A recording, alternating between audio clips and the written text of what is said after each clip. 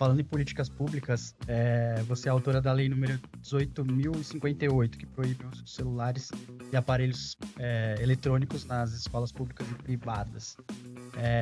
Na minha casa, eu tenho uma irmã também, idade escolar, e também foi impactado, assim, porque a gente percebe o quanto ela ficou mais calma, depois menos ansiosa, porque o celular, pra mim, é uma coisa que me deixa muito ansioso à noite, assim. Se eu fico mexendo, depois eu não consigo dormir, enfim. Durante o dia, eu vou trabalhar, eu costumo deixar o timer do celular pra ficar sem mexer, sei lá, meia hora e tal. E pra criança, então, imagino o que deve ser. Eu queria saber como surgiu essa ideia e o quão difícil foi aplicá-la. São 3 etapas, né? Como surgiu, quão difícil foi aprovar e quão difícil está sendo aplicar. Mas, de fato, hoje a gente vive uma epidemia muito grave, porque não é uma coisa que surgiu de forma espontânea. A gente foi achando que foi uma coisa orgânica, né? Tinha salada, tinha cobrinha, daí de repente tinha SMS, daí a gente já podia ter internet, daí a gente começou a ter Blackberry. Rede social, aí... Isso não foi uma coisa que foi acontecendo de forma orgânica, foi uma coisa estruturalmente planejada. Os maiores neurocientistas do mundo hoje não trabalham na medicina, trabalham nas Big Techs, para ver como aumenta o nosso tempo de tela. Baseado em como o nosso cérebro funciona, como ele solta, como a gente se vicia. E a gente vicia de verdade. Só que o impacto disso no cérebro de crianças e adolescentes é muito pior. E a gente começou a ver isso e começou a estudar. Eu sempre visitei muitas escolas. Para mim, um ponto de virada foi no final de 2023, né? Porque a gente aprovou no 2024 a lei. Então, no comecinho de 2024, no final de 2023, eu tava numa escola. E daí a gente tava andando e a professora falou: "Você viu?" Eu falei: "O quê?" "Silêncio." Tava muito quieta. Ela falou: "A gente tá na pausa, no recreio. A escola não tem mais barulho." Verdade, nossa, né? Que bizarro, sim. Por todas as crianças, todo mundo tava mexendo no celular, todos assim. E era muito impressionante. É verdade, né? Que me impactou muito.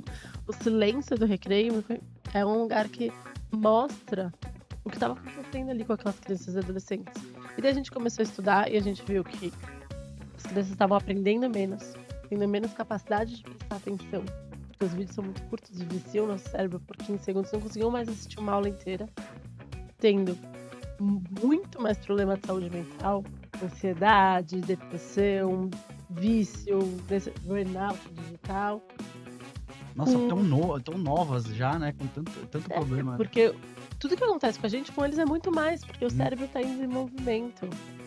Perdendo a capacidade de desenvolver competências socioemocionais e relacionais, porque a escola também é um espaço para você brigar, fazer as pazes, conversar, de ver como funciona. Você está aprendendo a agir em sociedade, se você fica só atrás de uma tela, você perde essa possibilidade de desenvolvimento socioemocional. Aumentando muito o número de bullying, que é muito mais fácil de fazer um bullying sem ter que falar com a pessoa, né? Escrevendo online. E além disso, estava sendo um abismo social, porque o que a gente estava vendo é que isso estava ficando claro para todo mundo, mas as escolas privadas de elite começaram a proibir, porque elas perceberam o quanto que era ruim. E a gente fala, não dá para a maioria das crianças de escola pública, que são a maioria das crianças do Brasil, ficarem viciadas, aprendendo menos, vivendo tudo isso de ruim, e a gente aumentar ainda mais esse posto da desigualdade. E daí a gente resolveu protocolar o projeto. O estado de São Paulo estava no auge das plataformização da educação, com muitas plataformas online na prefeitura, nas escolas públicas. E daí eles falaram, não, isso aqui nunca vai aprovar. E daí a gente falou, não, vamos pôr, nem que seja só pra gente ampliar a discussão. Protocolei o projeto. 2 semanas depois que eu protocolei o projeto, Jonathan Haidt, que é um médico, um psicólogo muito famoso, escritor americano, lançou um livro que chama Geração Ansiosa, mostrando o impacto do celular em crianças e adolescentes. E esse livro explode no mundo, os movimentos começam a crescer aqui no Brasil, começa a dar muita força, a gente começa a trabalhar com a sociedade para aprovar o projeto de lei, começa a trabalhar com os deputados, eu chamo todos os deputados de todos os do PSOL ao PL para serem coautores comigo, transformando nesse um projeto realmente apartidário, mas pelas crianças. A gente consegue aprovar e sancionar. Vou para Brasília, falo do projeto.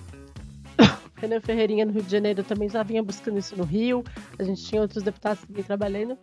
a Câmara a partir de São Paulo, que saiu no Estadão, na Folha, em todos os lugares, ampliou a discussão no Congresso Nacional e vira lei no Brasil. E hoje a gente começa, então, a discussão para a implementação, cobrando e fiscalizando a Secretaria da Educação.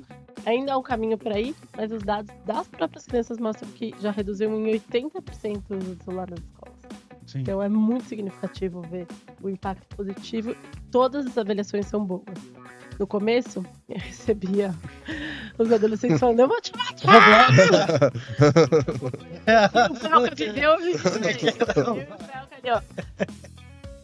Você não está acabando com a sua vida.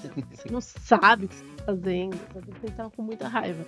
Mas pra mim, um dos melhores momentos foi quando um adolescente que tinha me xingado muito, 6 meses depois me escreveu pedindo desculpas e falando que a vida dele estava muito que legal. Ah, que bom. Ele estava aprendendo mais na escola, que ele tinha conhecido mais pessoas. Porque essa foi uma lei que, assim, que ultrapassou a barreira da LESP, digamos assim, ela foi pra mídia, né?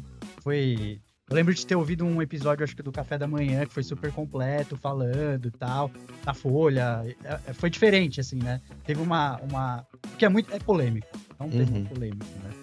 Mas o que é polêmico, porque a gente É que mexe bastante com o coisa mundo, polêmica. Ele mexe com todo mundo. Ele é muito concreto. Tá acontecendo. Todo mundo Sim. que convive com uma criança ou um adolescente, ou todo mundo que tem um celular e sabe que é eficiente, se toca por isso. Então é uma coisa que tá muito viva no nosso tempo. E a gente ainda tem uma longa jornada para conseguir avançar. Porque, os impactos ainda no desenvolvimento e no ofício são muito grandes, né? Parabéns pelo projeto, porque realmente é um negócio que impacta positivamente.